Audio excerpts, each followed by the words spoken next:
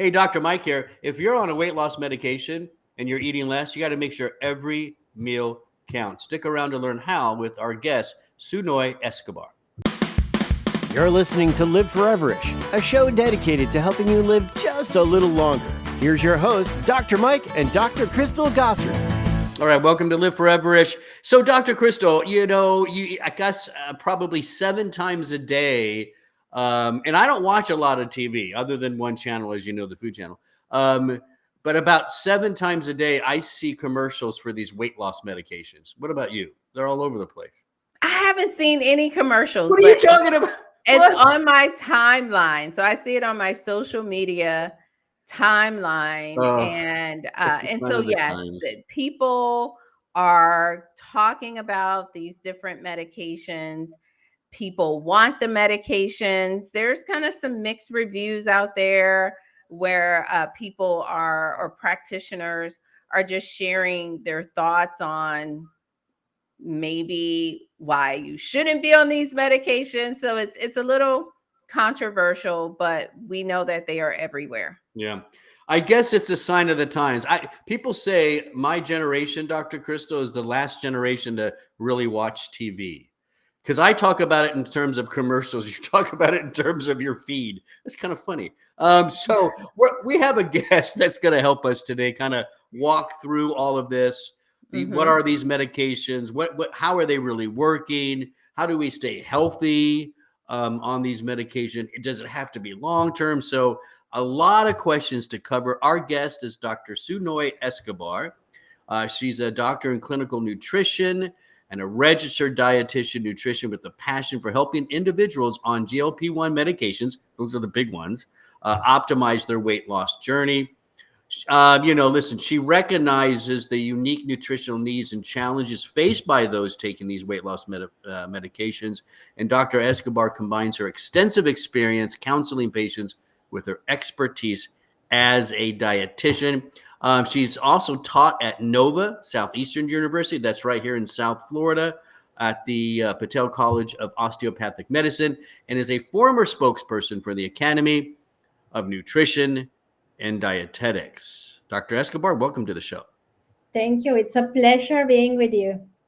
So, good press, bad press. There's a bunch of it out there about these weight loss medications, Ozempic, Wegovy, whatever. There's so many now. What are your personal thoughts about these drugs? Because there's a lot of people going on them now. Oh, yes. Everybody wants to have a hand on these medications. And I was really skeptical when I started working with these medications, but let me tell you, they work. Yes. Do they have side effects? Absolutely. Are they for everybody? No. But you cannot deny that these weight loss medications have revolutionized the tools that we have to lose weight. It's a tool, and that's something that I feel like is really important for us to get as a providers, and also if you're thinking about using these medications, it's a tool. It's not a magic solution, but definitely something that we have in our little toolbox to help the individuals with excess body weight.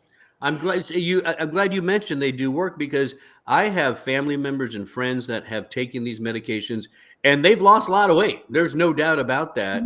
But you're right. They're not magic pills, because we also know, and we're already starting to see this, that when you stop them, people often gain that weight right back, which is the same old story.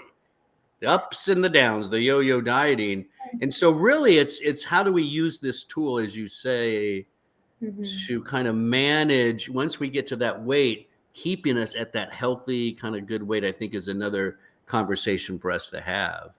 Oh, absolutely. I mean, I also do research studies with these medications, and the beauty about that is that you see everyone going through at the same time. And right now we're at the phase where people stopped the medication 2 months ago. And you could see, like, the way you saw everybody losing weight at the beginning of the study, now everybody is, well, I'm not going to say every single person, but those who use the medications just as a, how will I say it? They ate less because of the medication, but they didn't make any changes. Very good. Yeah. You see those people like gaining weight back, like in an alarming rate. It's kind of crazy. But you see, like those who had been very diligent, exercising, changing their eating habits, like doing the right things that we always, advise as healthcare providers, those have maintained the body weight or maybe gained at 1, 2 pounds, which is honestly not a big deal after they lost 60 or 70. Wow. And so I'm curious, just to kind of go back to describing how they work. Why are they working so well? How are these medications different than other weight loss medications? Because the world of weight loss medications is not new, and I'm sure you know this as a registered dietitian. We've always helped individuals with managing their eating patterns, diet, exercise. And then there's a point when we're working with our clients or our patients where we realize maybe a medication can be beneficial.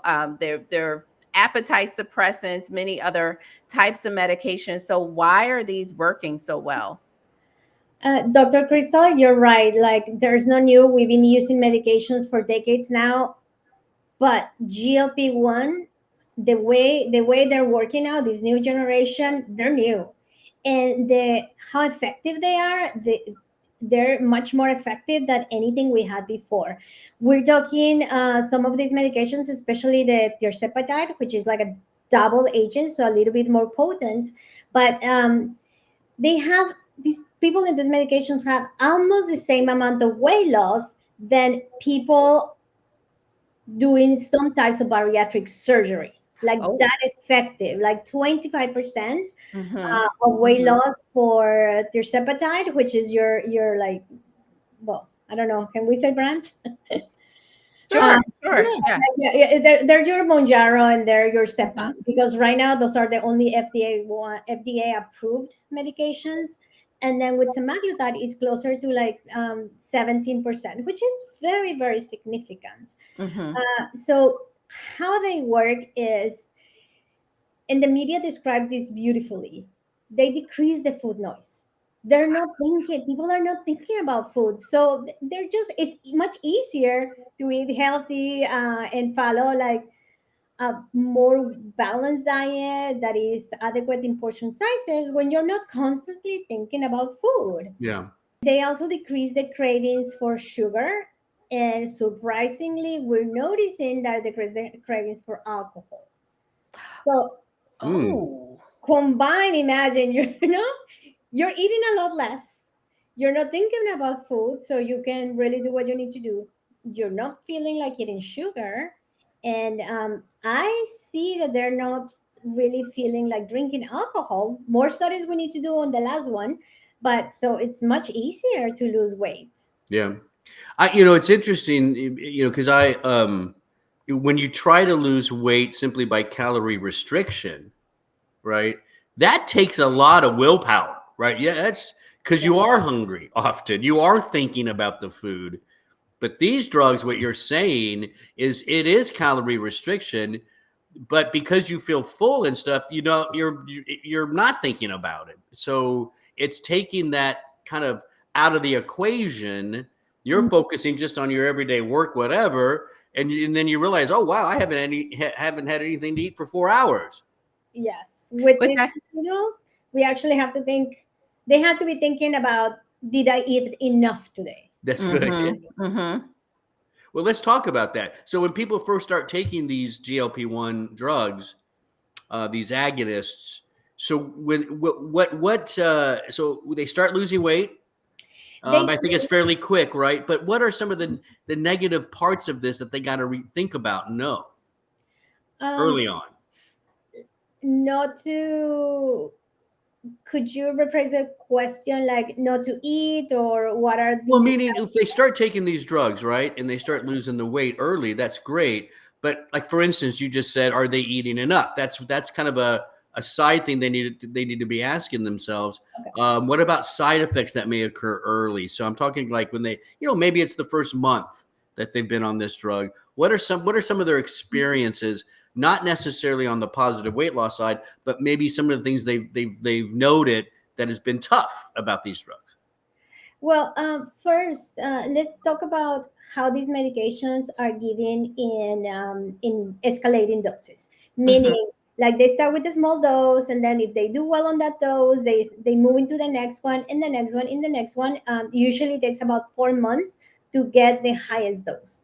So when they first start in the first month, maybe they don't have a lot of side effects, but as they progress with the dose, they do start having a lot of GI issues, vomiting, constipation, and constipation is a big one. They're not really hungry, they feel tired because fatigue is a side effect of these medications. And I noticed that a lot of the times, 2 or 3 days after the injection is when they feel the side effects the most, and then they feel better after. So, what they need to be thinking about is, are they making, as you said at the beginning of the show, are they making every meal count? Because now the meals are so precious and they cannot eat so much that they need to have high protein, and that's essential, and fiber. Those are the two things that you have to do. But now think about this. They gotta eat fiber, but they cannot have a lot of volume. So, Dr. Crystal, what would you do in that case? This is Dr. Crystal's realm, yes. No big salads, no, like a lot of the sources of fiber, they give us volume. So, what would you tell a patient? Well, I would suggest for that individual to consider fiber add-ins. And I know I'm a food first individual, but the fiber is so important, and there are new strategies to get fiber, even if it's just 1 to 3 grams of fiber. That would, like, for example, glucomannan fiber, just a little bit of that fiber. It does bulk, but you don't have as much of the volume. So I would suggest some of the like the glucomannan noodles, like the miracle noodles. Those are helpful to kind of get some fiber. And then sometimes you have to look at foods that may be fortified or where they have the fiber added in. And so you do see that where you don't have to eat quite as much. So those are some strategies. And then I would also suggest personally, maybe pacing it out. So we talk about this, Dr. Mike, sort of like we call them kind of these snacking throughout the days. So smaller amounts more frequently. And you may even have to set a timer because, again, you've turned off the food noise. So you're not now going into the fridge or the pantry looking for a snack because you're like, oh, I'm so munchy. You're not really munchy. So then you have to kind of use strategies to remind yourself, okay, I need to get a snack. So nuts, seeds, those are will give you some protein, some fiber, and space it out. So that's kind of my take on it. But I'm wondering from your experience, because I've been in the life extension, education, clinical field for a while now. I haven't really connected with patients as much as I used to in the past. So I'm wondering, are we finding those strategies still effective? Like my little tricks that I just described, are you seeing that people are able to, are those tricks working? Yes, you actually said it perfectly. And of course, food first, I always see what my patients eat naturally, and I try to find fiber, sources of fiber there. I have this patient that is she's Cuban, and we all live in South Florida, so we know how Cubans love beans, and I love beans as well. And that's a staple in our cuisine, right? Um, so we find out that she loves eating the beans with with butternut squash or pumpkin, different types of so it's yeah, it's really good. That's a very traditional way of cooking the beans in that country. So there you go. You have fiber through the beans and fiber through the pumpkin or whatever she's adding there as a vegetable. And you work with them in individual basis and see how they can add a little bit more fiber without a lot of volume.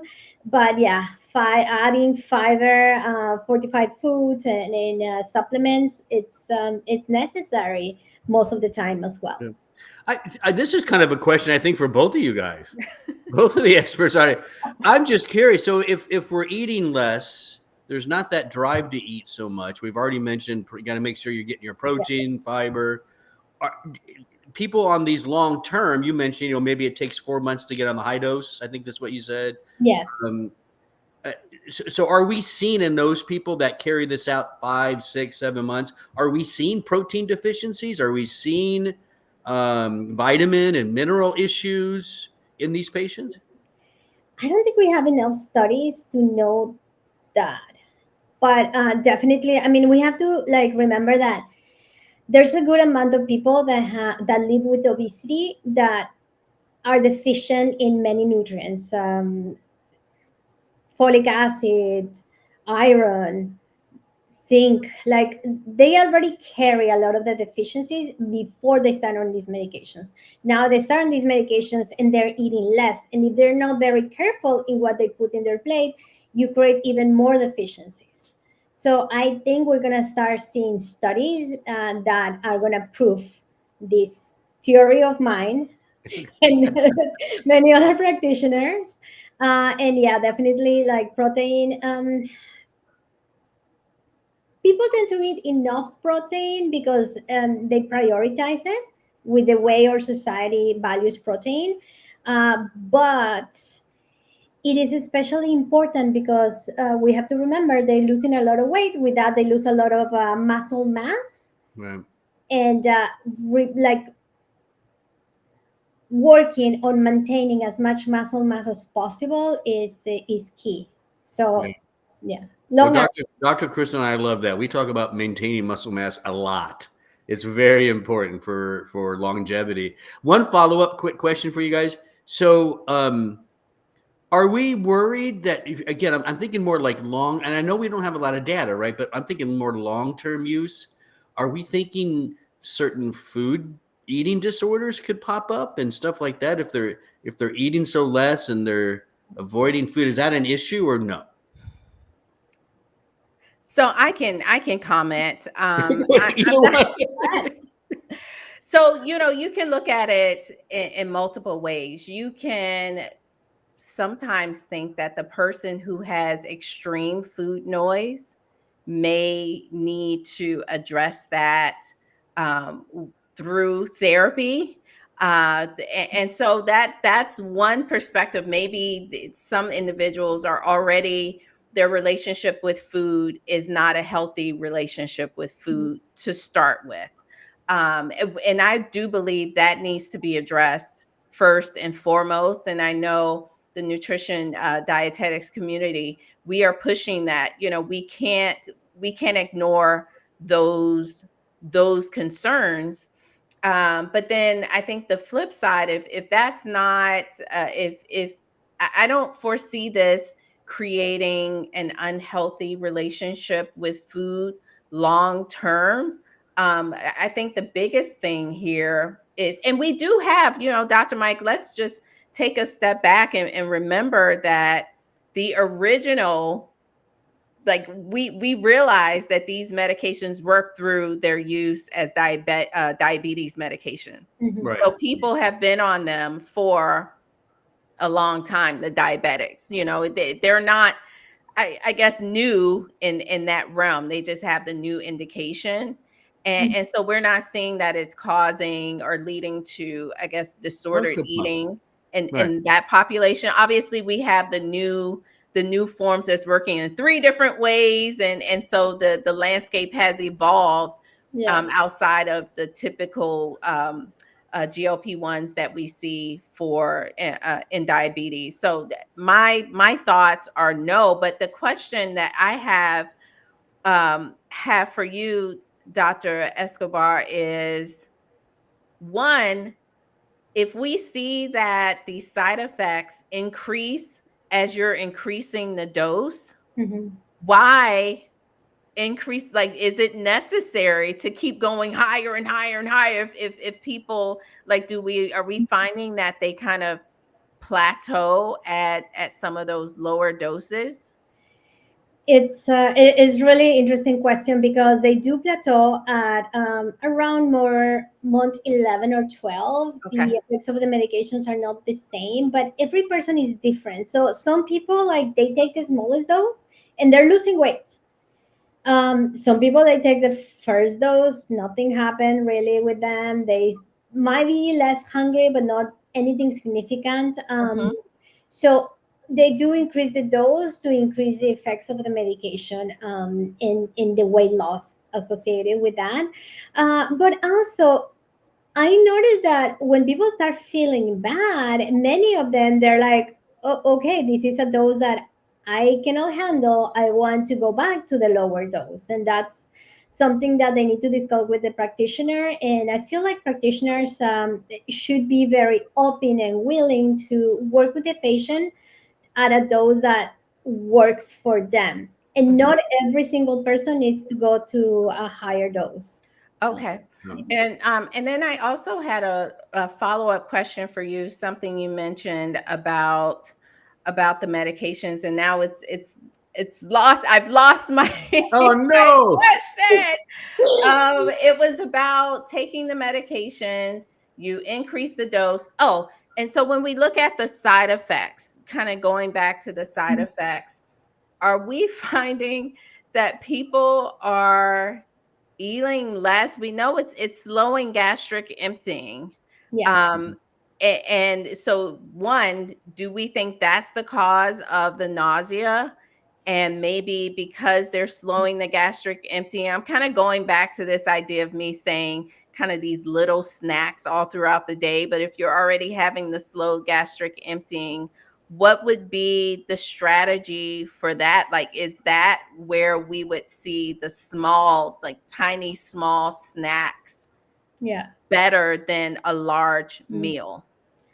I honestly feel that mini meals, that's how I call it, throughout the day, like 4, 5, 6 a day, work better than large meals because, yes, as the digestion is a lot slower than usual, um, nausea is going to happen, constipation. So by spacing out the meals and the meals having fiber and drinking enough fluids, enough water, and moving, that is going to help to have a more regular bowel movement, which is going to help with all the side effects. And I'm also like, I love giving probiotics because they also help with the GI health, with the gut health, and that could also, improve the side effects at least a little bit.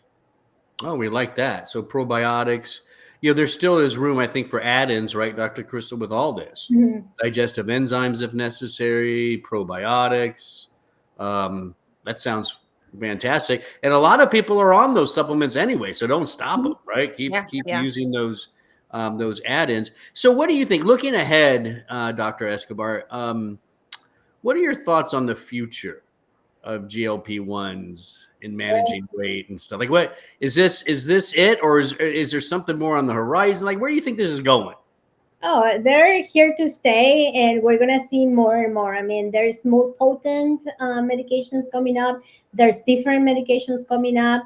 They're in high demand, so they will keep on coming. And I will not be surprised if within a year or two we have more medications approved by the FDA, and we might have some in oral form because right now they're injectables. You have a little pen, you have to inject. So but like later on, well, they are already researching this. The studies are there for oral forms. Yeah. Well, we know, and a lot of insurance companies don't cover some of these drugs. And so we've already seen the compound pharmacy industry pick that up. And they're also developing some oral forms as well. Any thoughts on the compounding pharmacies versus the main brands for these drugs?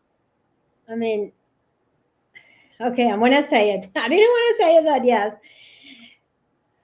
The drugs that are approved by the FDA are just like two companies, and that's it. When it's a high demand and you don't have enough of that production, then compounded pharmacies have the right to do these medications. But we have to be very careful when we select a drug from these pharmacies, because the FDA has warned about the use of like semaglutide salts to make these medications, because that's how they stabilize them, with the salts, and I think that's an issue. Yeah, but that has caused more hospital visits and other adverse effects. So you have to do good research before you choose one from the compound pharmacy. That's one. So you select one that is good quality. And the other thing is that they very often come on a vial. So now the user has to draw the medication, measure it correctly, and that leads to errors because, think about it. There's someone without medical training. They try to like get a vial. Instead of getting one dose, they get 2 doses or 3 doses, and then they inject all of that at once. So that could cause really severe side effects because, of course, they're taking what they need. Or maybe they draw just enough to where they share, and they're like, well, let me just do a little more this time and see what happens, right? Come on, right. Exactly. It's not working as much. I need to let me try a little more right now. And do the whole thing. Goodness. So training. That's all I'm saying. Yeah.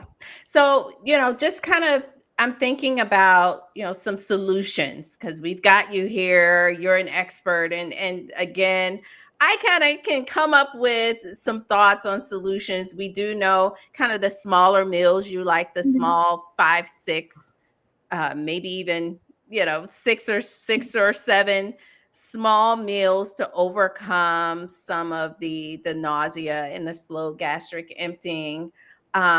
Focus on protein, focus on fiber. What are other just kind of practical everyday strategies that you share with your patients that you can share with our listeners that they should incorporate if they are on these medications? Maybe they need to see a nutrition professional. Maybe that's another one. Don't try to do it on your own. What are you telling your patients that they can do every day to make sure every meal counts?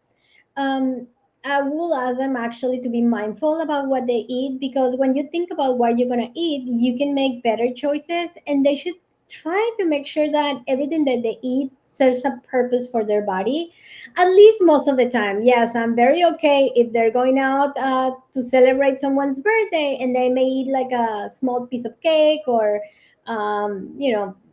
eat something maybe that is not on the healthier side, but definitely be mindful to try to make every bite count.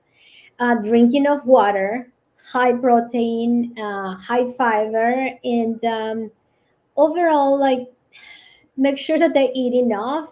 And we often develop strategies to what to do for those days when they have nausea, and for what I call low appetite dates, because right after the medication, they tend to have very low appetite, maybe for 2-3 days, and they're maybe too tired. So the solution for that might be, well, before you inject, the day before, you go to the supermarket and have your refrigerator stocked with Greek yogurt, maybe cottage cheese, or other things that are easy to eat but high in protein and nutrients. Yeah, I like that. Kind of plan ahead a little bit, and be ready for those days where you just don't feel quite like eating anything, I guess, which could happen. So what are I know this is kind of a different thought, but what are your thoughts on adding in the protein shakes?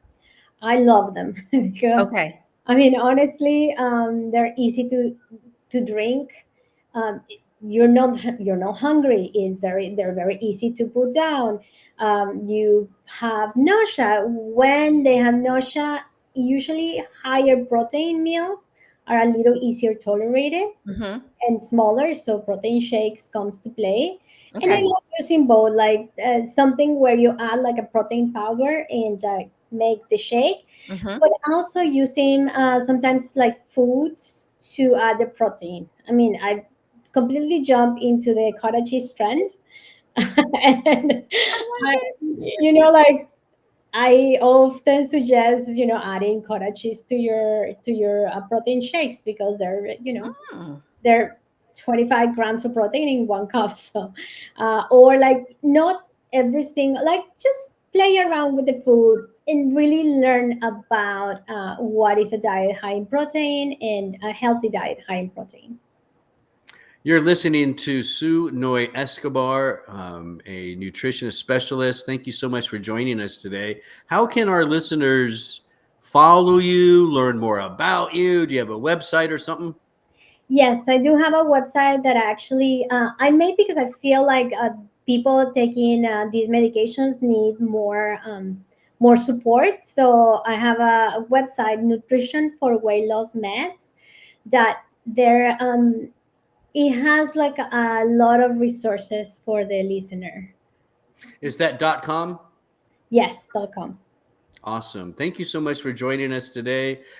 Don't forget, our sponsor, Life Extension, wants to say thank you for being a great audience. If you go to lifeextension.com, shop around. When you check out, put the discount code in podcast, and you'll get 10% off, $50 or more, plus free shipping and handling. That's at lifeextension.com. And of course, there's liveforeverish.com. Tons more episodes you can download, like, and share. And of course, subscribe so you never miss a show. We post every Monday and Wednesday. That's liveforeverish.com. I'm Dr. Mike. That's Dr. Crystal. Thanks for listening.